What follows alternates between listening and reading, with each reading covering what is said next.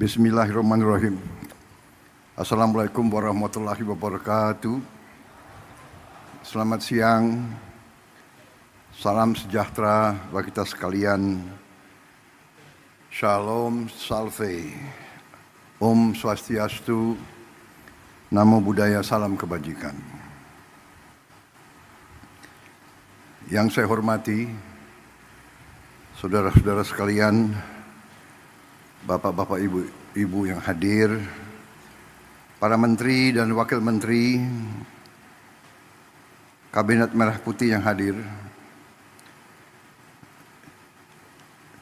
inisiator Gerakan Indonesia Menanam selaku tuan rumah, Bapak Ustadz Adi Hidayat beserta jajarannya,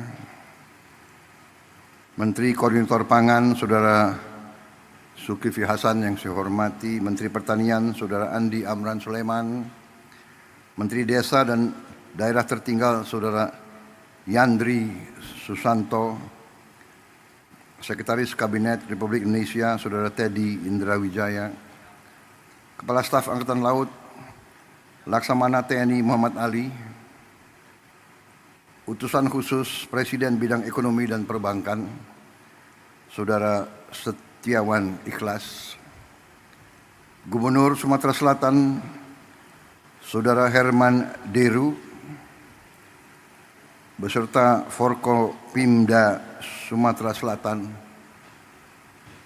Panglima Kodam yang hadir, Kapolda yang hadir, pimpinan daerah semuanya yang saya hormati, anggota Komisi 4 DPR RI Dapil Sumsel, Saudari Kartika Sandra Desi, Rektor Kuliah Dakwah Islamiyah Universitas Tripoli Libya, Dr. Abu Bakar Abu Suswair yang saya hormati, para tokoh agama, tokoh masyarakat yang hadir dari semua kalangan yang saya lihat, para mitra tanam program Gerina, para petani dan rekan-rekan pers media, serta seluruh hadirin undangan yang hadir.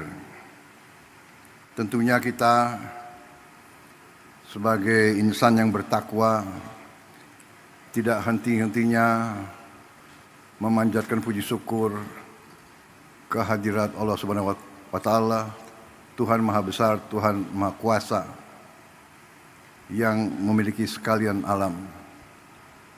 Hanya kepadanya lah kita berdoa dan hanya kepadanya lah kita meminta pertolongan.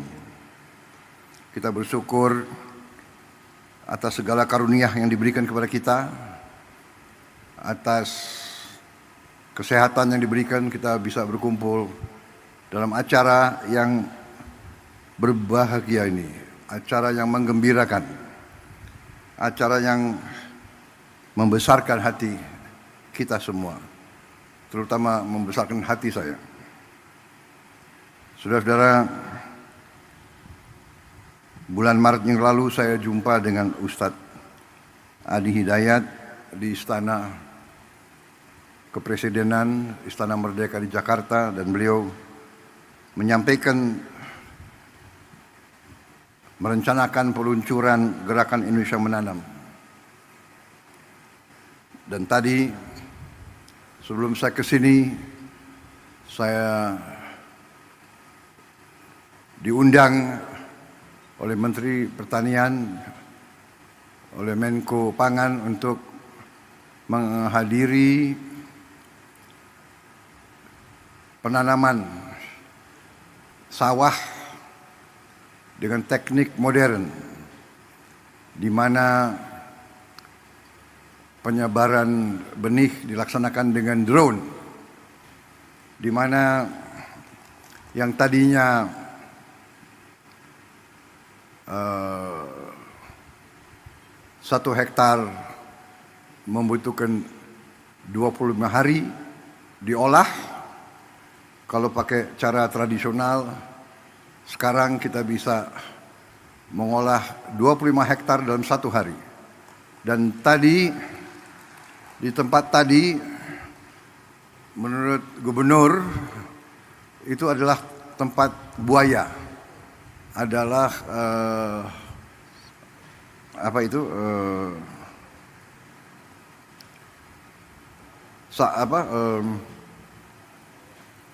rawa, daerah rawa. Tapi sekarang ini akan menjadi lahan sawah 100.000 hektar. Dan sebenarnya potensinya nanti di Sumatera Selatan itu akan menjadi 1 juta hektar. Di Sumatera Selatan saja. Dan sebagian besar itu adalah rawa, daerah lahan-lahan yang sekarang tidak produktif. Saudara-saudara sekalian, kalau waktu berapa saat yang lalu saya koreksi, tidak berapa saat yang lalu, dari sejak ratusan tahun bangsa kita, rakyat kita selalu mendambakan ketahanan pangan. Ratusan tahun rakyat kita mendambakan gemah ripah loh jinawi. Artinya cukup pangan, baru cukup papan dan cukup sandang. Tidak ada peradaban yang bisa hidup tanpa pangan.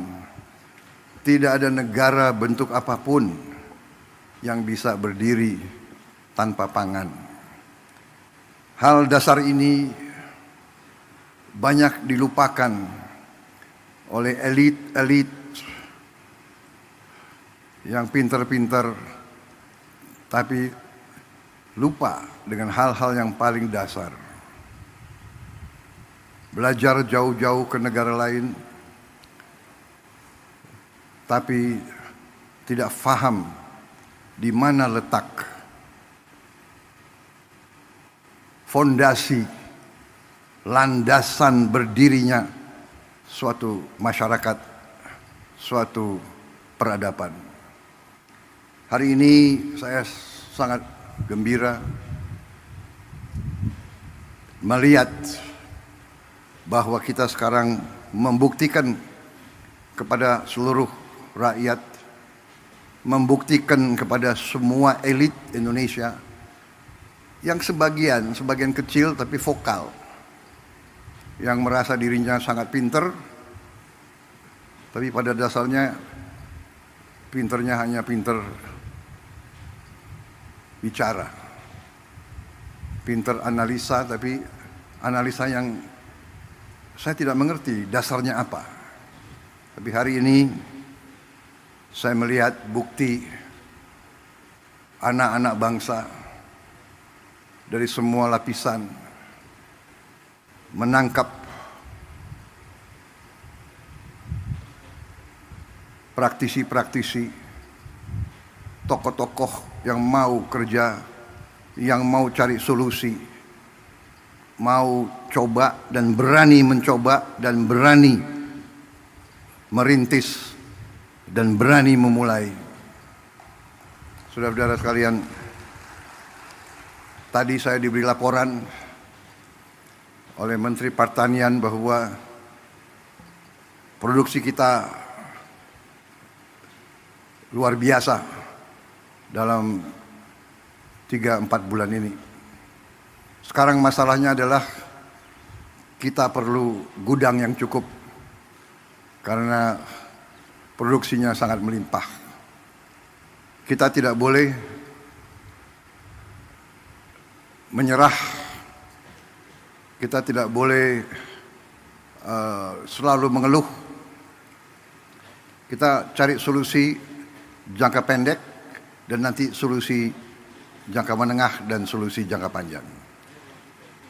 Jangka menengah saya telah minta semua unsur BUMN, TNI, Polri untuk turun tangan, dan saya akan siapkan biaya khusus untuk bangun gudang-gudang improvisasi, gudang-gudang sementara yang tidak terlalu mahal. Gunakan lahan-lahan TNI, Polri, dan pemerintah yang ada. Pokoknya setiap hasil petani-petani kita harus bisa disimpan, bisa diamankan untuk digunakan sebaik-baiknya oleh bangsa kita. Saudara-saudara sekalian, dengan perhitungan bahwa kita sudah sangat cukup produksi kita, ada beberapa negara yang sudah mendekati kita. Saya dapat laporan dari Menteri Pertanian, Menko Pangan, beberapa negara minta agar kita kirim beras ke mereka. Saya izinkan dan saya perintahkan kirim beras ke mereka, dan kalau perlu atas dasar kemanusiaan kita jangan terlalu cari untung besar. Yang penting ongkos produksi plus angkutan plus administrasi kembali.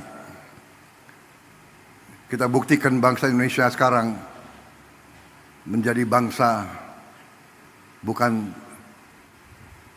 bangsa yang minta-minta, tapi bangsa yang bisa membantu dan memberi bangsa lain. Ini sesuatu yang membahagiakan saya, bahwa pada saat saya diberi kepercayaan menjadi presiden di tengah dunia penuh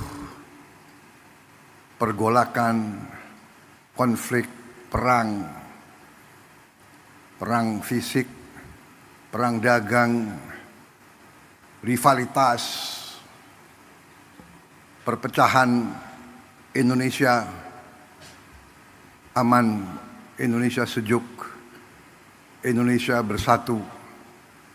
Saya bahagia hari ini ada seorang ulama,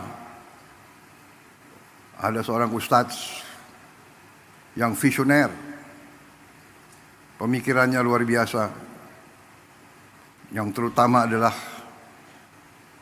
ulama, pemimpin Islam, tapi yang wawasannya Pancasila,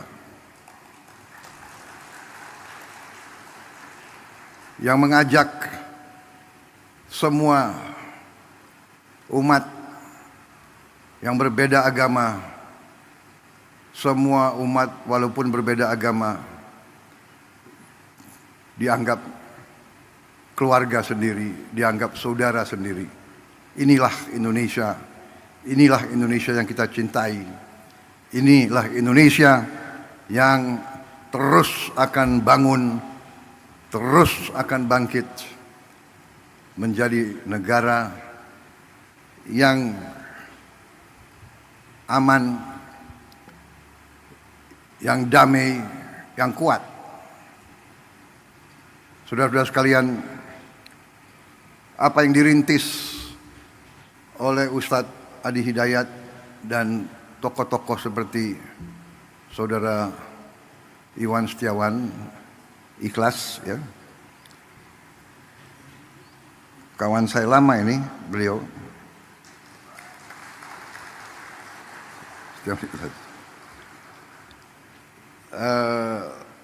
Ini membahagiakan. Jadi inovasi, improvisasi, riset, teknologi, ini yang akan membawa Indonesia menjadi negara yang berhasil. Dan apa yang dirintis di sini menjadi contoh. Dan saya percaya banyak yang seperti ini yang mungkin perlu kita beri kesempatan untuk berkembang dan tumbuh. Jadi saya terima kasih ada tokoh-tokoh seperti Ustadz Adi Hidayat ini.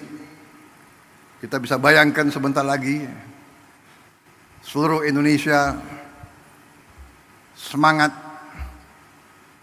setiap keluarga, setiap masyarakat bisa ikut serta dalam kebangkitan bangsa Indonesia. Kebangkitan suatu bangsa dimulai dari satuan yang terkecil. Kita ingin Indonesia swasembada pangan. Artinya setiap provinsi harus swasembada. Setiap provinsi swasembada artinya setiap kabupaten harus swasembada. Setiap kabupaten swasembada artinya setiap kecamatan harus swasembada. Kalau kecamatan swasembada artinya setiap desa harus swasembada. Saudara-saudara sekalian, kita melihat tanah yang katanya tidak mungkin ditanam menjadi hijau. Kita melihat rawa yang tadi tempat buaya menjadi sawah berproduksi. Kita nanti akan melihat daerah-daerah yang selama ini katanya tandus, kita akan rubah, kita akan melihat, kita akan bikin hijau, kita akan bikin makmur. Di mana tidak ada air, kita akan usahakan ada air. Sekarang kita sudah punya benih-benih gandum bisa ditanam di Indonesia. Kedelai bisa ditanam dengan produktivitas tinggi di Indonesia. Hortikultura, semua tanaman ini adalah sumber kehidupan. Bagaimana di kota-kota? Di kota-kota, di pinggir, kita akan bikin lahan-lahan vertikal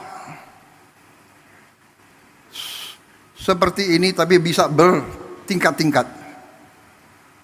Mungkin 1 hektar, kalau kita bangun 10 tingkat menjadi 10 hektar. Dengan sistem pengairan, dengan energi, dengan tenaga panel surya.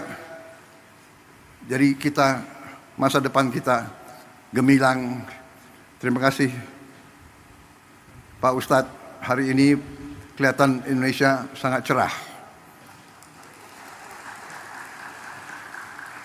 Dan kita bersyukur kepada Yang Maha Kuasa atas segala nikmat yang diberikan kepada kita.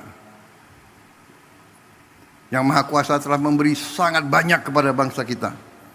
Sekarang kita butuh putra-putri bangsa yang pandai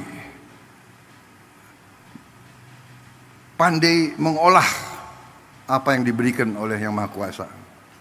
Tidak menyerah, rawa dibikin produktif, lahan kering, lahan susah dijadikan tempat riset. Ini akan berkembang. Anak-anak kita akan sehat. Kita memberi program makan bergizi.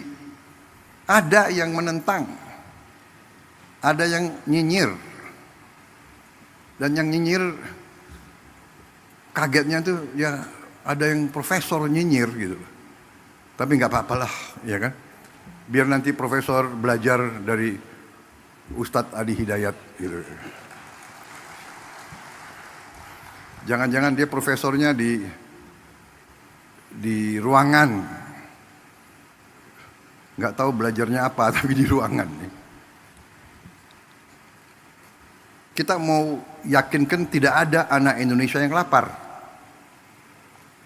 Kita mau yakinkan tidak ada anak Indonesia yang tidak tumbuh badannya karena kurang gizi. Yang jumlahnya itu cukup banyak. 25%. Dari 4 anak Indonesia, 1 kurang gizi.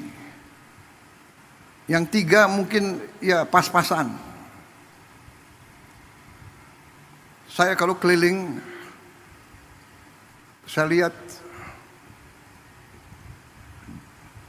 di Timur Tengah, gurun pasir, desert, nggak bisa ditanam. Tapi rakyatnya, anak-anaknya tinggi besar.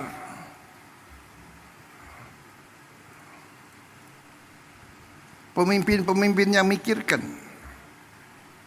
lahan yang sulit mereka jaga, sumber air yang sulit mereka jaga. Kita harus menghilangkan kelaparan dari bumi Indonesia. Ada yang mengatakan, oh yang penting ibu hamil yang dikasih makan. Ini pakar-pakar ini tidak belajar, tidak baca. Program MBG itu mulai dari ibu hamil. Mungkin satu-satunya negara di dunia di mana ada program ibu hamil tiap hari makan diantar ke rumahnya. Coba kasih lihat di mana ada negara sekarang. Saudara-saudara sekalian, saya dapat surat dari pimpinan negara lain. Belajar ke Indonesia, mau belajar tentang makan bergizi. Saya katakan kita belum. Nanti akhir tahun baru kita selesai semua. Tapi kita sudah mulai. Ibu yang sedang hamil makan diantar ke rumahnya. Kita pakai semua potensi yang sudah ada di Indonesia. Ada pendamping, ada pekerja dari keluarga berencana di tiap desa, itu yang antar. Kita bikin dapur-dapur, pesantren, semua sekolah kita ikut sertakan. Kecuali mereka yang sudah mapan, yang tidak mau, ya nggak apa-apa. Kita tidak paksakan. Jadi saudara-saudara, artinya apa? Artinya, yang sekarang tiap desa sudah berjalan berapa tahun program dana desa 1 miliar rupiah per desa per tahun. Dulu yang perjuangkan kita-kita juga dari semua partai di parlemen, HKTI, kalau tidak salah sudah berjalan 10 tahun. Di desa kita kembalikan 1 miliar satu desa 1 tahun. Dengan program makan bergizi, uang yang beredar di tiap desa itu ditambah 6 miliar 1 tahun. Minimal 5, 6, ada yang 7, ada yang 8 miliar. Bayangkan dari 1 miliar naik ke 6 miliar, atau dari 1 miliar naik ke 5 miliar saja, itu kenaikan 500% dalam 1 tahun. Yang tadinya hanya 1 miliar beredar di desa menjadi 6 miliar di 1 desa. Kenapa? Karena tiap hari untuk memberi makan anak-anak, Badan Gizi Nasional butuh beli telur,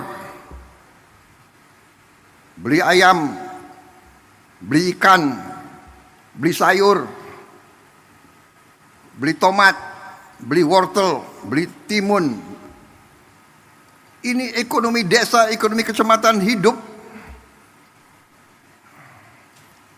Saya baca kemarin ada profesor yang tanya, gak ada gunanya koperasi di desa. Koperasi yang kita canangkan minimal 70.000 koperasi merah putih baru, kalau bisa 80.000. Katanya tak ada gunanya. Nanti di tiap koperasi itu kita bangun gudang. Berapapun hasil di desa itu akan aman karena gudangnya ada. Saya sedih tahun-tahun belakangan. Saya dulu ketua umum HKTI, saya dapat laporan, Pak, di desa saya kita baru panen mangga yang paling bagus di dunia. Tapi tidak ada kendaraan untuk ambil. Setelah berapa hari, hasil mangga yang terbaik itu rusak. Nangis petani-petani di desa itu. Sekarang tiap desa akan punya gudang. Tiap desa akan punya kamar pendingin. Hasil apapun akan aman sampai dia mampu menjual. Dan tiap koperasi akan kita beri truk.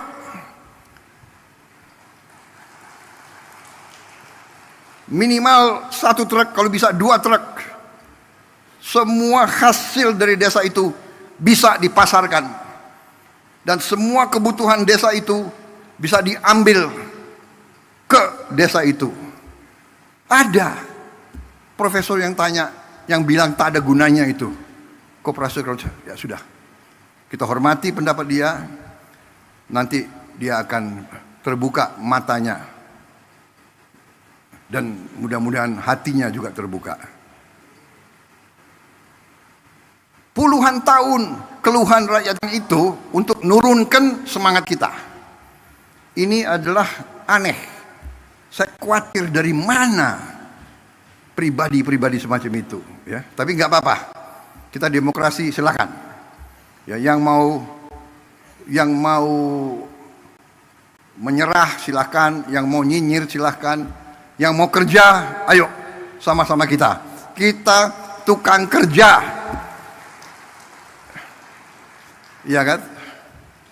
Kita buktikan. Hari ini bukti. Nanti mungkin berapa minggu lagi, berapa bulan lagi kita akan terus buktikan. Saudara-saudara sekalian, dari kita selalu import, sekarang kita bantu negara lain. Bukan kita sombong, tidak boleh sombong. Kita selalu harus rendah hati. Tapi jangan kita rendah diri. Jangan menyerah sebelum berjuang. Apa bisa? Ya kan? Bisa. Uangnya dari mana? Ada. Dari mana uangnya? Dari penghematan. Saudara-saudara. Saya kira itu dari saya.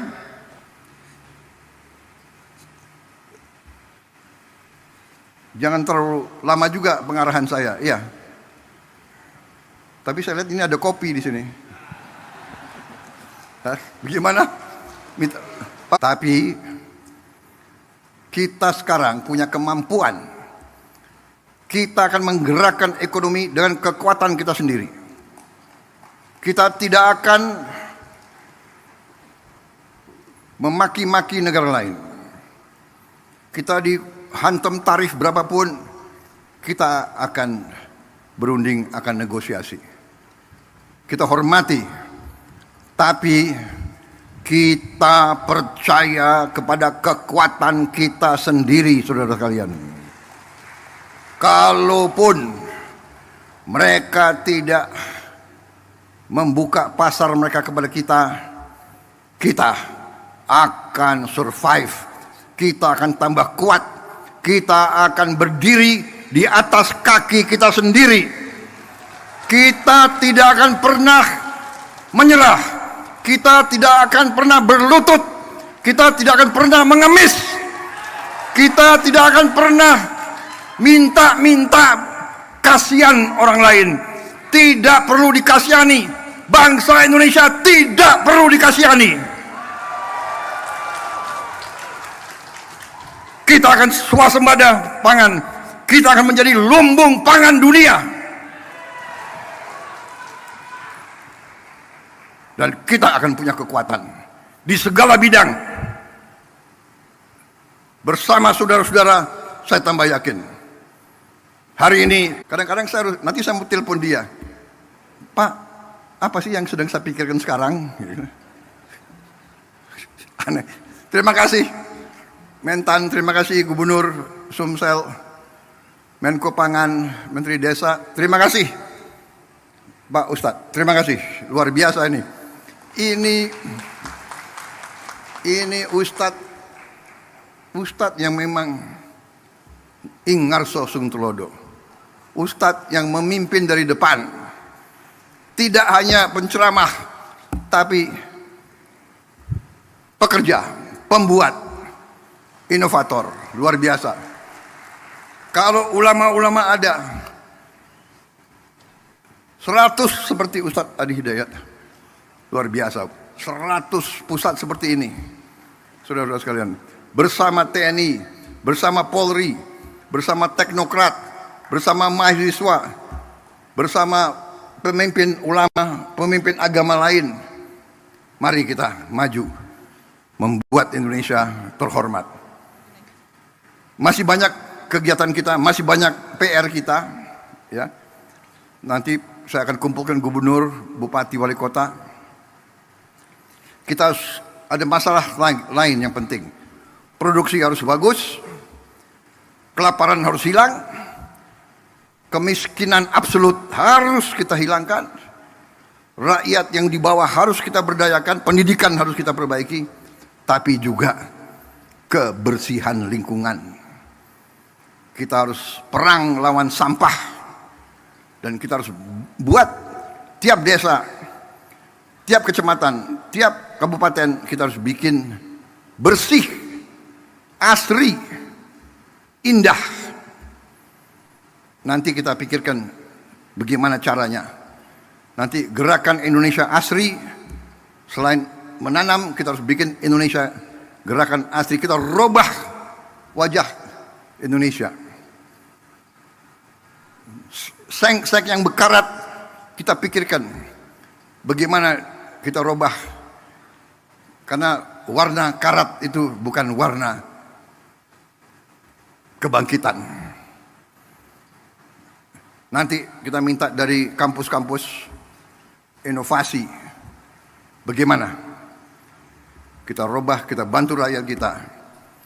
Pembangunan rumah, renovasi rumah akan kita jalankan.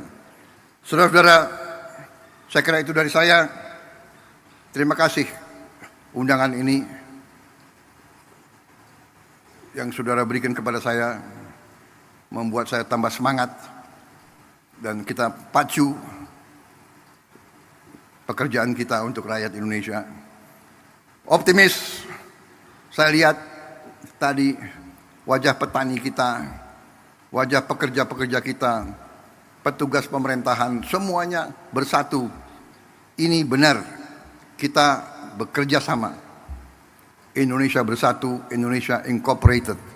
Pengusaha, ulama, petani, teknokrat, akademisi, profesor yang mau kerja, profesor yang cerdas, profesor yang cari-cari. Jadi manusia itu ada dua macam. Manusia yang lihat kesulitan, atasi. Ada lagi manusia yang lihat kesulitan,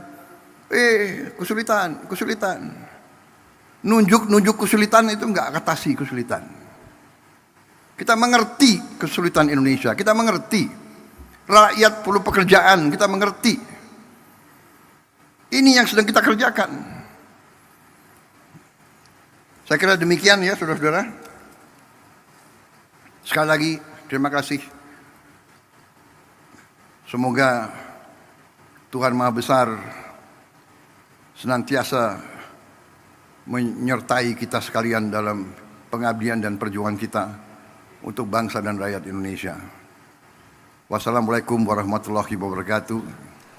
Salam sejahtera bagi kita sekalian. Shalom salve. Om Santi Santi Santi Om. Namo Buddhaya. Salam kebajikan. Terima kasih. Merdeka!